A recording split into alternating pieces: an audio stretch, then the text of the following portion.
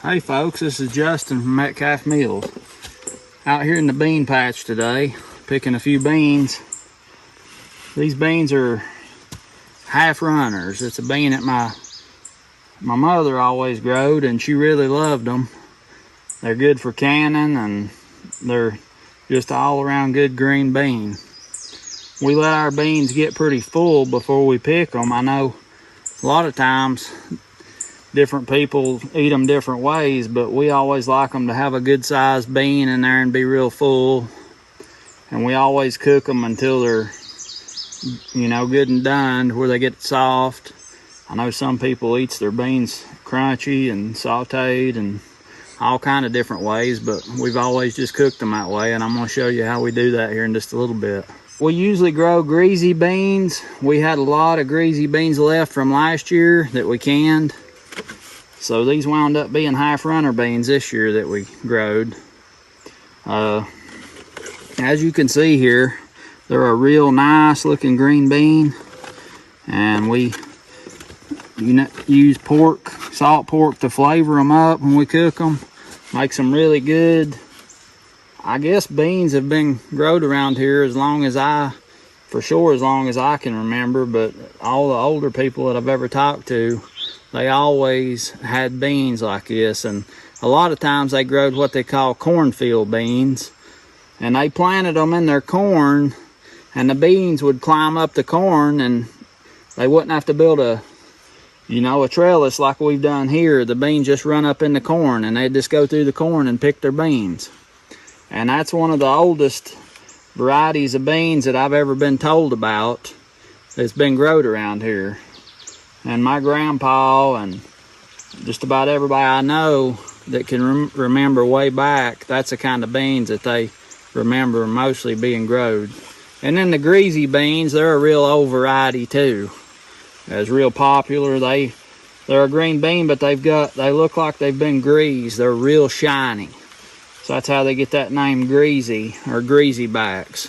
Well, I think I've got enough here for supper. It's been raining today. I do not like getting in the garden when it's wet early in the morning or it's been raining, just because of spreading diseases around, but I always like it to be real dry when I get in there. But this is the first mess of beans I've picked this year, and I was really excited about getting them, so I snuck down here and tried to be real careful and just pick enough for supper. So that's a good rule. Don't get in your garden if it's wet, but it's also hard not to when you got good food waiting on you there and you want to go get it. You ain't had none since last year, so sometimes you have to just make a exception and take a chance and get what you can get and what's ready and what you're craving. So we're going to take these to the kitchen and we're going to put them on to cook. We're going to dig us a few taters here to go with our half runner beans for supper. And our garden here, half of it is more clay and the other half is more dark, rich dirt.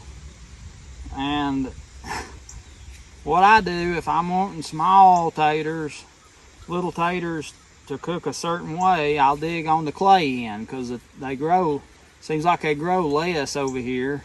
And if I want bigger taters for another use, I'll dig them off of the rich ground end. So see, our old vines here have died down. These old tater vines, they died down there. Now you can see right there what we're getting out of here. Even in the clay side, they've done pretty doggone good. But them little ones is what I want for tonight's meal, because of the way I'm going to prepare them. I want to cook them a certain way, so I want smaller ones rather than big ones. Look at there. Look at there. And the way I usually dig is just go towards the side, because if you try to go down right on the tater heel, you're going to cut them or stab them or something. So I try to dig from the side. You can get them out of there pretty easy. You want That's rotten. That's probably the one that I planted.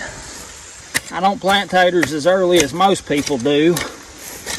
Old timers always used to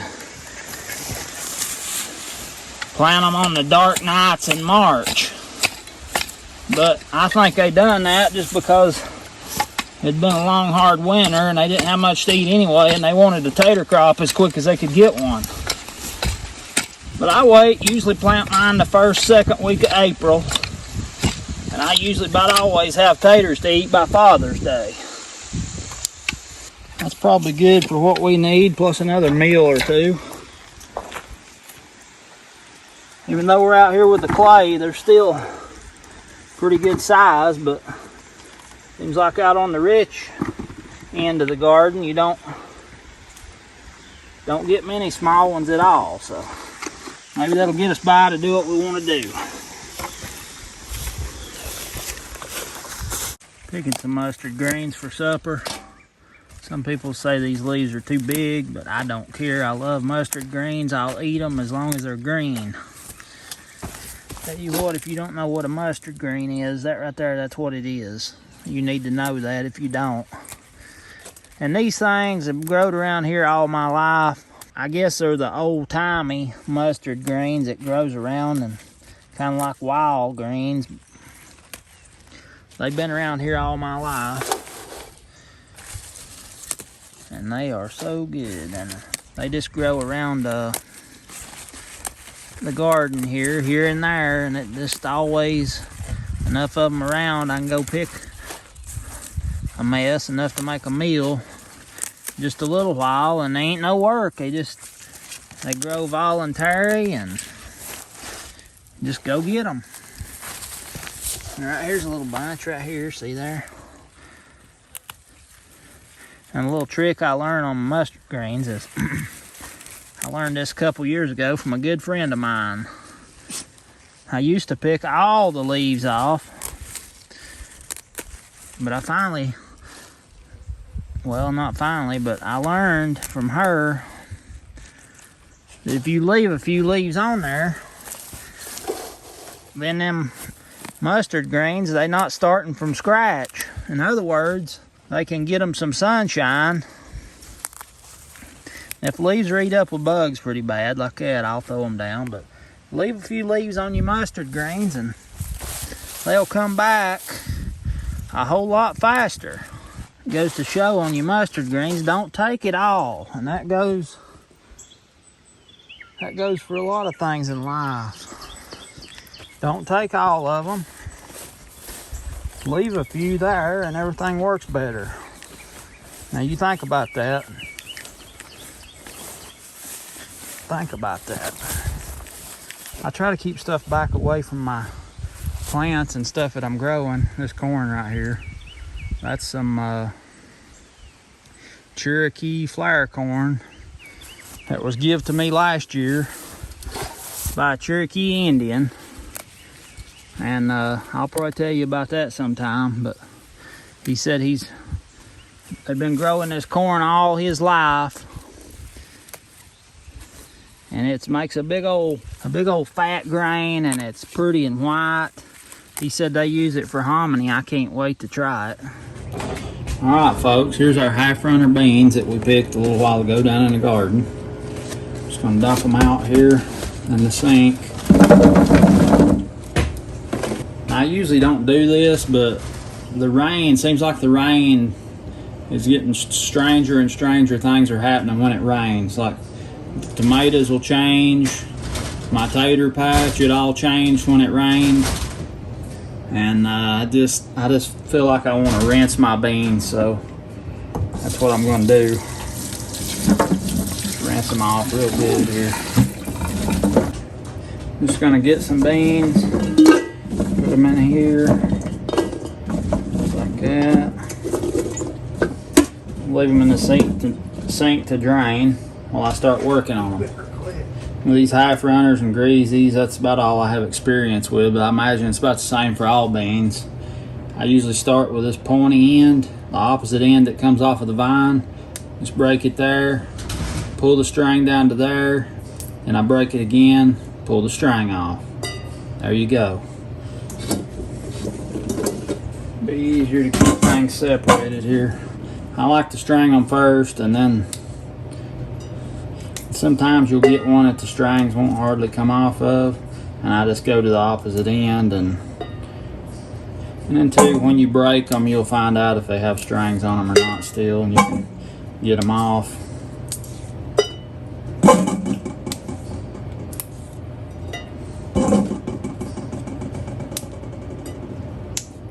Especially if they're not completely filled out, the strings have not, I guess, not established themselves yet. So, in the past, it's been a important thing here in the mountains. People used to have bean stringings, and I've heard people talk about it. I mean, we've had, you know, times if we was working up beans and company was here, they'd help us, and it'd be kind of like a bean stringing, but it wasn't planned that way most of the time. Unless you was talking to somebody on the phone and you said, yeah, I'm gonna get these beans worked up, and they said, well, we'll come and help you. Okay, so there you go, there's a bean stringing. But in the olden days, I've heard my mother talk about they'd pick a bunch of beans, and they was 12 in her family, so it took a lot of food, and they'd always have a bunch of beans. She said they'd dump them out on a sheet on the in the middle of the living room floor, and everybody'd get around it and string and break beans. So, and I've heard other old timers talking about having bean stringings, and a bunch of neighbors that get together and help each other string their beans and break them. And it makes it fun, and it makes it a whole lot faster. We always just dump our beans out on the kitchen table, and everybody get around and work them up that way. But times ain't like they used to be. Maybe that's because we don't ask for help. We don't plan to get together and spend time with people we care about. Neighbors ain't really neighbors a lot of times, and so we need to change that, folks. We need to make it a point to be as close as we can, especially to our neighbors, because I've said it before, you think about it, your neighbor is one of your most valuable assets. And I'm not talking about any kind of money value. I'm talking about they're the closest people to you. Somebody, if you was really needing help, that you could call on them. I mean, it pays to have a good relationship with them. You never know what kind of hardship you're gonna face, or it's just a good feeling knowing you got people around that you can call on. And most of my neighbors that I'm not around a whole lot, I mean, I know a bunch of them, or if I needed anything and I called on them, I know they'd be there. I guess it's just kind of unspoken or unsaid or whatever, but same for them. I hope they know if they needed me for something, that they could call on me and I'd be there. I think that's pretty priceless in today's world, in my opinion. Got that done. There's our strings. So now I'm just gonna rinse the sink out really good. I scrub the sink always before I put any food in it, or any kind of vegetables or anything like that. I always scrub it out no matter what. Dump these beans in, rinse them off one more time. If I'm working like this, I just let my beans stay in the sink. Just break them, usually about twice per bean usually. Leave about 2 beans in each piece. That's how we like them. Some people leaves them whole, some people breaks them once. Just whatever you like, but break them down there like that, and they're pretty much bite-sized, and that's just the way we've always done it. It's the way I like it. Now, we rinsed them before we broke them again, so I'm just gonna put them over here in the pot to cook. What we season our beans with: dry beans, pintos, any beans, peas, lima beans, any of that. I like to use Midland meat, just salt pork, fat back, something like that. But I usually butcher my own hogs and have my own, but I'm out right now and in between hogs, and I'm having to use some that I got at our farmer's market. So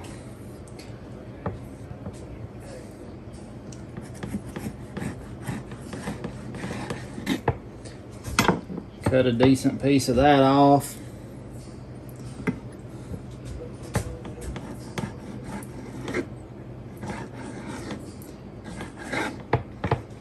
Slice it twice and I just leave it together just to make it easy to get back out of the beans. So you can put lean in if you want to. That's real good. You got some lean meat in there. I always get it out and we eat that lean. I don't eat the fat. I never did like that, but I rinse it off. I'm cutting a piece of this off for the beans. I like to slice off a few pieces to fry to have with the meal. That skin's a little tough to cut, but look at that. Ain't that nice? Ain't that nice? I'll just fry that to eat with the meal. I usually fry it till it, what we call brickly. It gets crunchy pretty much. That's how we like it. Fries all the grease out of it and use that for, usually pour it up in got a little jar to pour it up in to use it for later. Have it on hand to season with. All right, look at there. Very nice, very nice.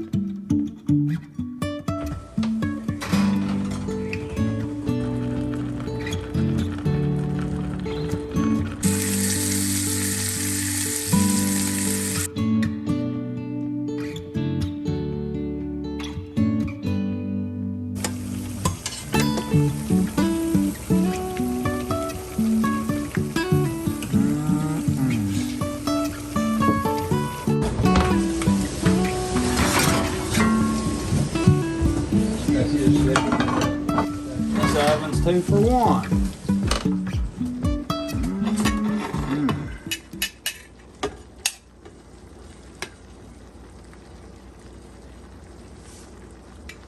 There they are, folks. Our green beans that we picked earlier this morning. Cucumbers and tomatoes to go with them. Everything on that plate we growed ourselves.